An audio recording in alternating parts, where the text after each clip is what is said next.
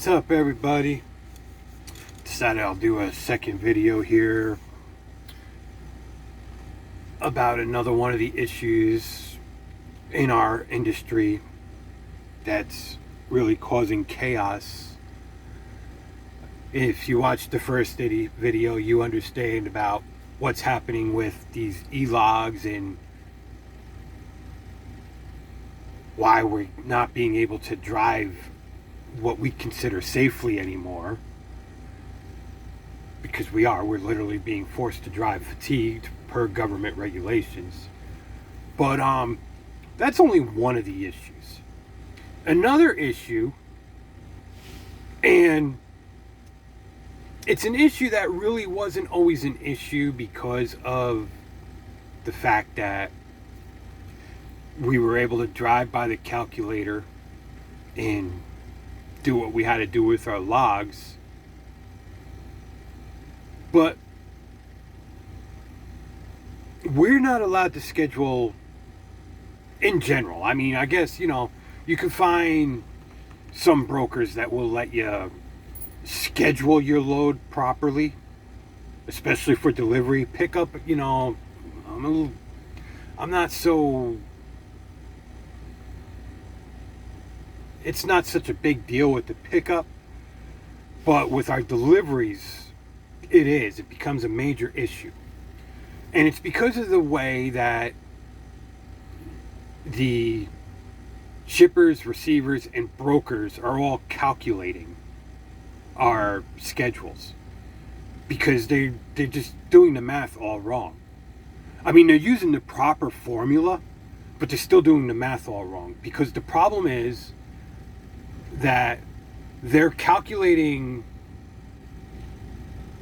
using the formula based on the old fly by as the crow flies mileage.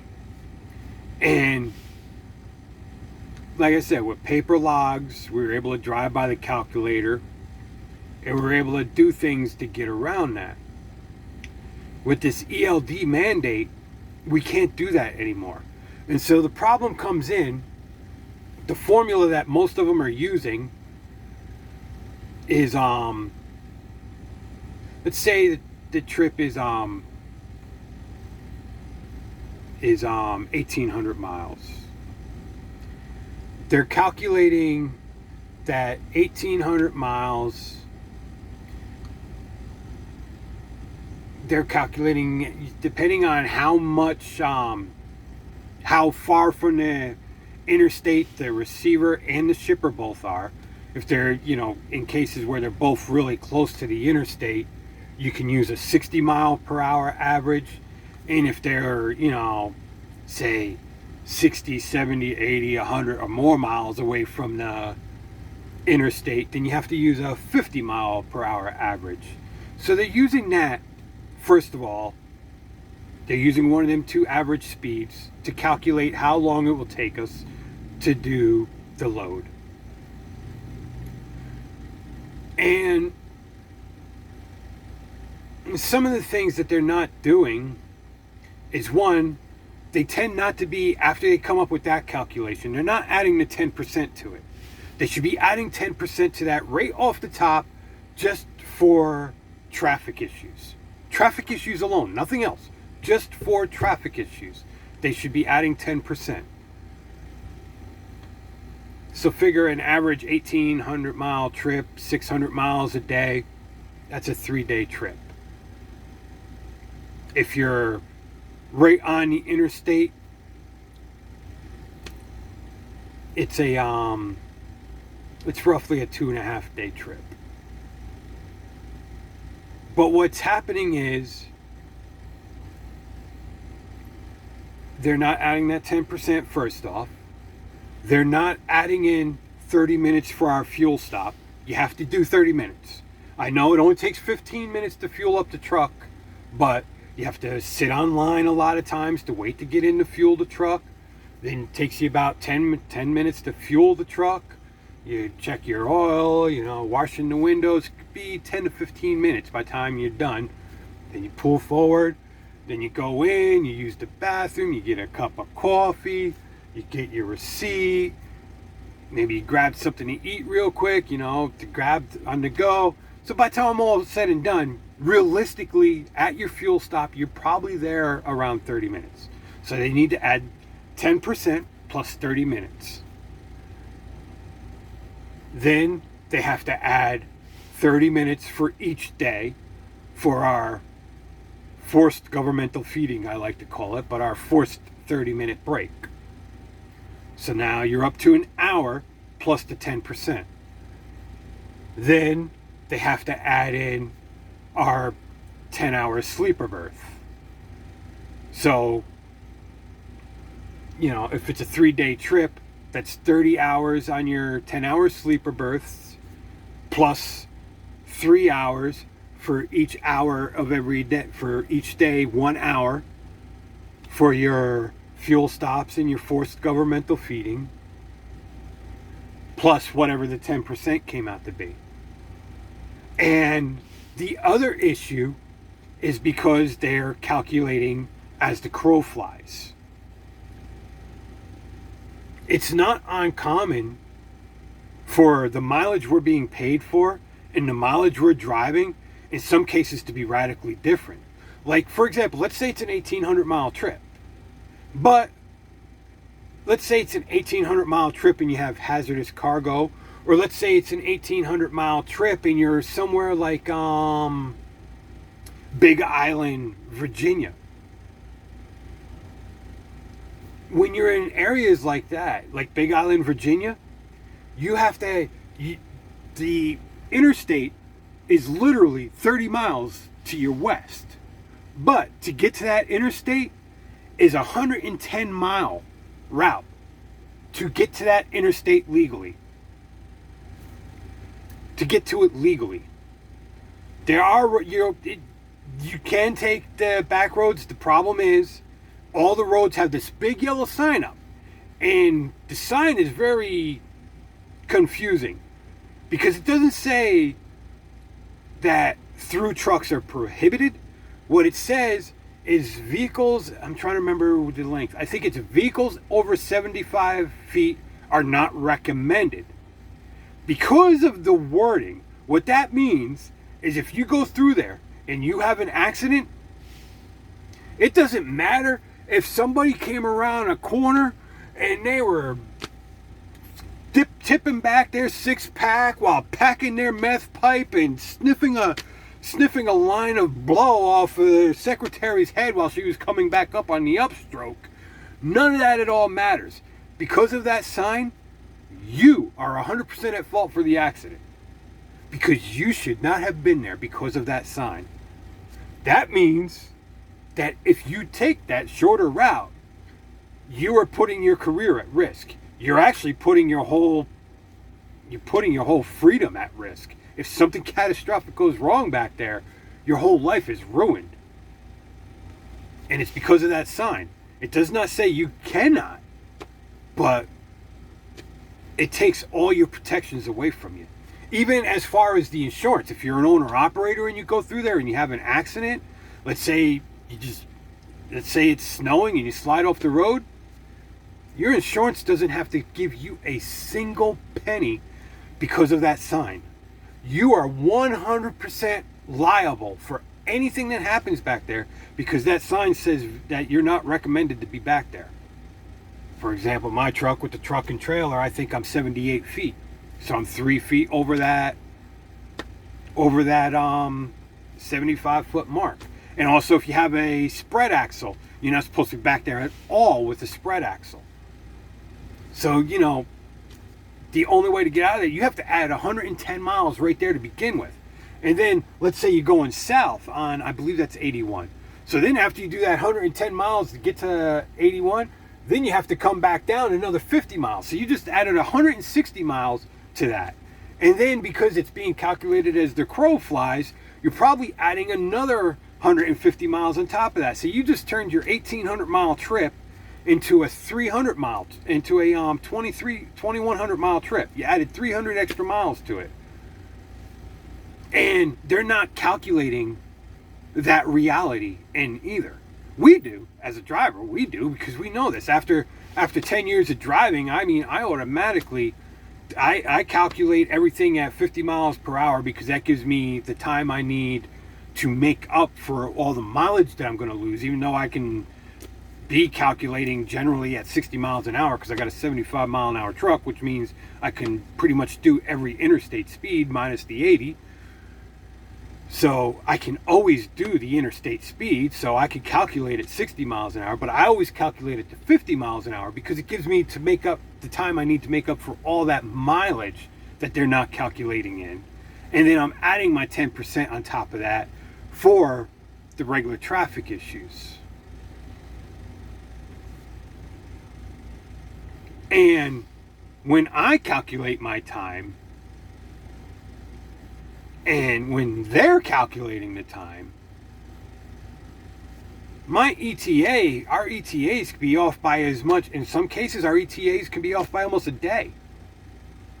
Especially when you're talking about, you know, a cross country, depending on where I'm coming from. Like say I'm coming from somewhere up in Pennsylvania and I'm going to LA.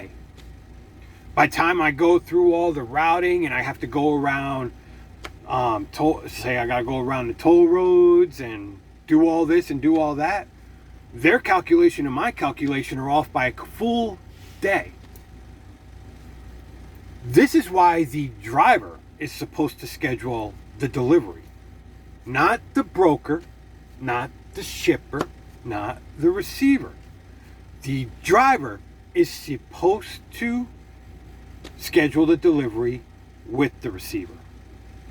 You know, if I say I could be there at 2 a.m. and they say, well, our earliest appointment time is, unless you can get here at midnight, which, you know, if I know I can do that, I can say, okay, well, let's see, I can do this and I can do that. And, I, you know, instead of avoiding the tolls, you know, I can take this toll road. I can avoid these toll roads. You know, I can calculate that all in my head really quick. And I can know if I could be there at the midnight or not. I know I can figure out if I can make up 2 hours.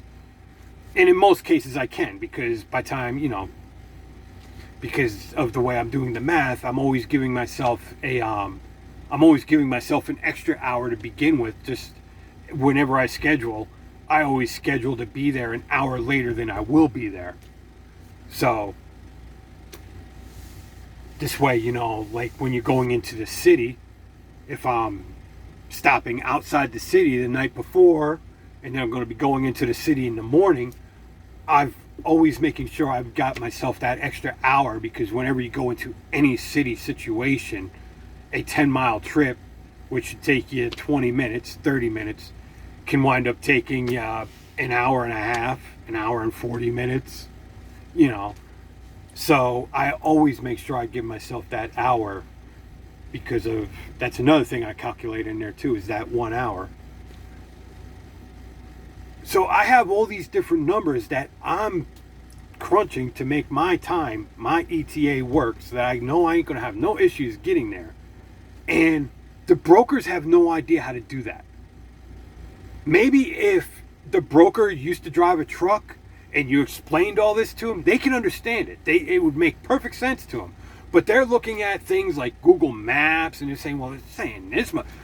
You can't drive by Google Maps with a truck, because Google Maps is going to take you down this country road and through that dirt road and through all these neighborhoods. And by the time all said and done going across the country, Google Maps is going to take 100, maybe 200 miles off the trip that you can do in a car that you cannot do with the truck.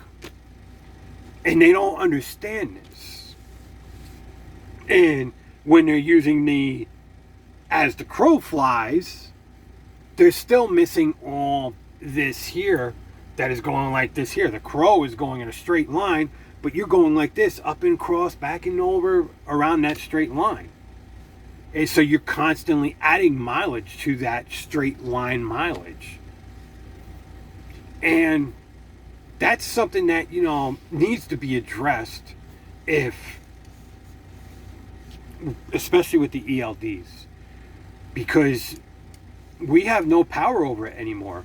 And if you're not the one, if you as the driver are not the one scheduling your appointment, you have no control over whether or not you're going to be there on time.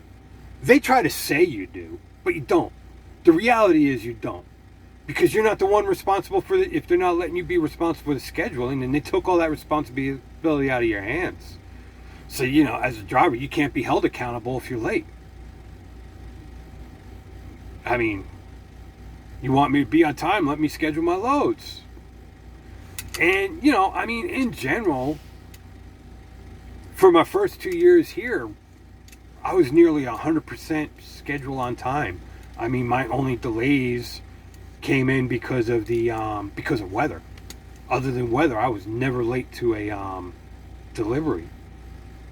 I don't even think I was ever even late to a delivery for an accident, because I always had that calculated in with that 10%.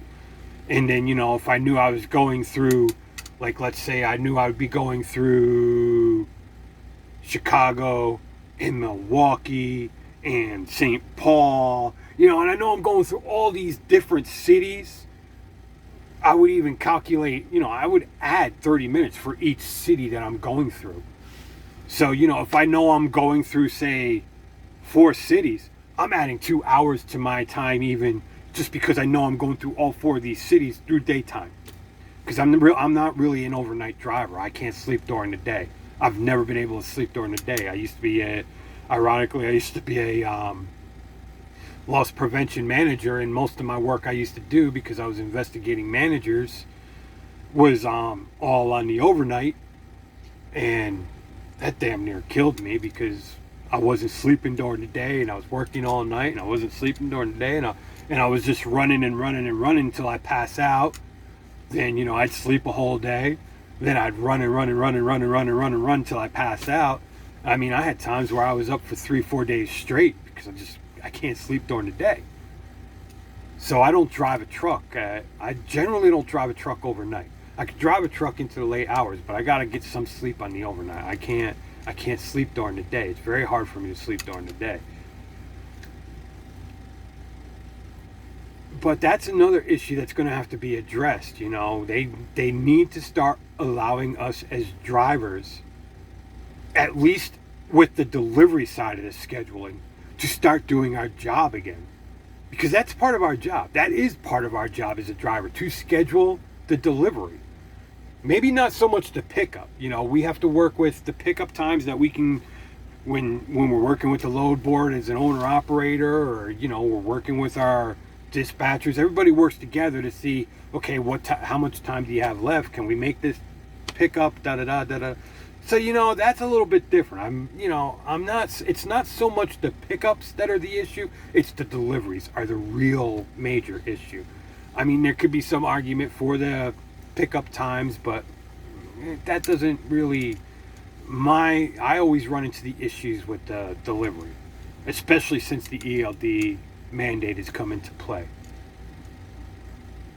And so, that's number 2 of all the major issues in this industry right now that are just causing chaos and mayhem, and it's causing issues that we shouldn't be having to deal with those issues. So it's something that needs to be addressed, and it's something that needs to be fixed.